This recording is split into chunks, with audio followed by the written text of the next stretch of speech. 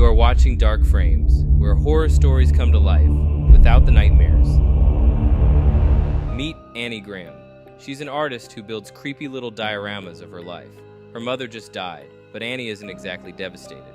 Turns out Grandma was a secretive, manipulative weirdo, and Annie's family has no idea just how deep that rabbit hole goes. We've got Steve, the dad, trying to hold everything together. Peter, the teenage son, stoned, awkward, and just trying to exist. And Charlie, oh boy, Charlie, Annie's 13-year-old daughter. She's quiet, odd, allergic to nuts, and has a creepy habit of clicking her tongue like this. Soon, things start feeling off. Annie sees strange lights. Charlie keeps drawing dead things, and Peter just wants to get through high school without his family completely unraveling.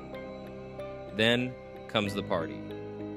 Peter's invited, and Annie forces him to take Charlie. She ends up eating cake with nuts in it. Remember, she's allergic, and goes into anaphylactic shock. Peter panics, throws her in the car, and speeds down a dark road looking for help. But in one brutal, blink and you'll miss it moment, Charlie sticks her head out the window to get air, and gets decapitated by a telephone pole. Peter drives home in total silence, leaves the body in the car. Annie finds it the next morning. Cue the most haunting scream in history. The family falls apart. Annie spirals. Peter is riddled with guilt. And then, enter Joan, a seemingly sweet woman Annie meets at a grief support group. Joan tells Annie she can talk to Charlie through a seance. Annie's desperate. She tries it herself, and it works. Kind of. Now, Peter's seeing things too. Reflections moving on their own, voices whispering his name, and the sound of that dreaded click. Meanwhile, Annie discovers her mother was part of some freaky cult. She finds pictures of Grandma with Joan. There's talk of a demon named Paimon, a king of hell who needs a male host. Which brings us to Peter. Things get worse. Annie finds Grandma's rotting corpse in the attic.